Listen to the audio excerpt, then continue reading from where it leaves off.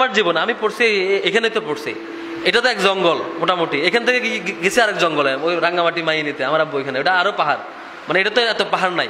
মোটামুটি আমার পুরো ছাত্র জীবন গেছে এই জঙ্গল এবং পাহাড়ের মধ্যে, যেখানে খুব ভালো শিক্ষকও পাওয়া যায় না, খুব বেশি ভালো পরিবেশও নাই।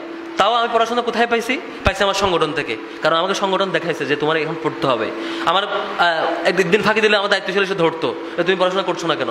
ক্লাস 8 পরীক্ষা শেষ, 1.5 মাস সময় আছে, 1.5 মাস পরে বলতেছে ভাইয়া তোমাকে তো এখন সময় নষ্ট করা যাবে না, তোমাকে কম্পিউটার শিখতে হবে।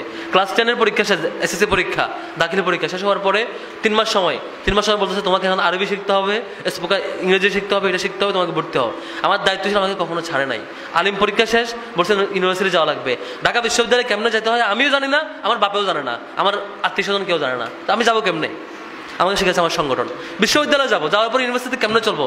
আমার আব্বুর পক্ষে এটা পসিবল না। আমার আব্বু এক মাদ্রাসার শিক্ষক, আমার আব্বু আমাকে বলছে যে হচ্ছে বাবা আমি তোমার টাকা দিতে পারবো, এটুকু আমি পারবো, আরেকটা জিনিস পারবো দোয়া করতে পারবো, আর কিছু আমি জানি না, এই দুটো আমি পারবো। দোয়া লাগলে আমার বলবো, টাকা লাগলে আমার বলবা। এখন দোয়া টাকা তো সবাই দিতে পারে ভাই, আপনার দরকার কেমনে যাবেন, কোথায় যাবেন, কার কাছ থেকে হেল্প নেবেন, কোন ধাপের পর কোন ধাপে যাবেন সেটা সাহায্য চাওয়া, সেটা আমাকে একমাত্র একটা প্ল্যাটফর্ম থেকে পাইছি, সেটা সংগঠন। তো এই সংগঠন ছাড়া এটা কখনোই পসিবল না। তো আপনাদের আমি মুরব্বীদেরকে অনুরোধ করবো, আপনার সন্তান, আপনার আশপাশে নাতিপুতি আরও যা যা আছে, চেষ্টা করবেন শিবিরে একটু কানেক্ট করাই দেওয়া। যদি শিবিরের দায়িত্বশীল বলবেন তারা ধরাই দিবেন, এই তোমাকে তো আমার বাচ্চাকে দিয়েছিলাম, সে এখনো বই পড়ে না কেন? আবার ধরবেন, তোমাকে তো আমি দিয়েছিলাম, সে নামাজ পড়ে না কেন? দায়িত্বশীলরা ধরবেন।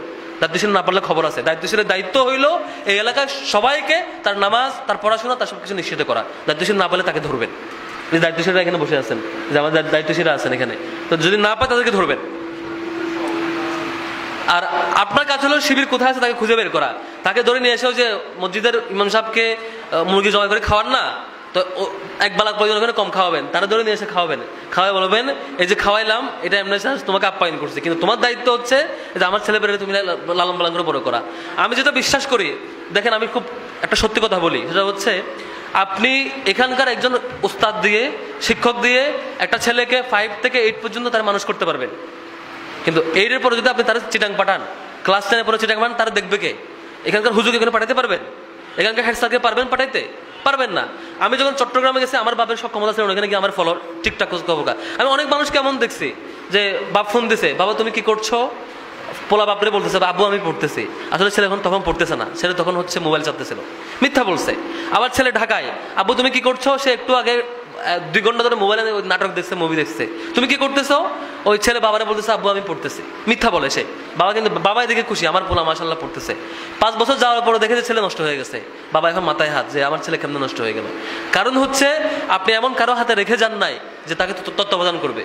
তো আমার পক্ষে, আমার আব্বুর পক্ষে সম্ভব ছিল না, কেন আমার চাচা আছেন, আমার যে কাকা আছেন, ওনারা কি করতে পারতেন? ফোন দিতেন, সপ্তাহে 1 বার, দিনে 2 বার ফোন দিয়ে দোয়া করতেন। বাকি পুরোটা কখন আমি ভুল করতেছি, কখন আমি সঠিক করতেছি, আমার জন্য আমার সংগঠনটা ছিল নিয়ামত, আল্লাহর পক্ষ থেকে সরাসরি নিয়ামত। জীবনে 1000 বার ভুল করছি, 1000 বার ধরাই দিয়েছেন, কখন আমাকে দূরে ঠেলে দেন নাই যে তোমাকে দিয়ে হবে না। আমার তো এখনো মনে পড়ে, স্টিল আমি যে বইগুলো পড়ছি, আমি এখনো যে বই, অর্ধেক বই হয়তো সংগঠনের কোনো কোনো ভাই থেকে নেওয়া।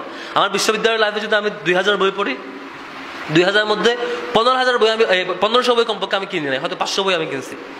আমার ছাত্র জীবনে যদি আমি মনে করেন 100টা কোর্স করি, বিভিন্ন কোর্স, 100টার মধ্যে 90টাই আমার আব্বুর টাকা দিয়ে পড়া না, সংগঠনের মাধ্যমে পড়া।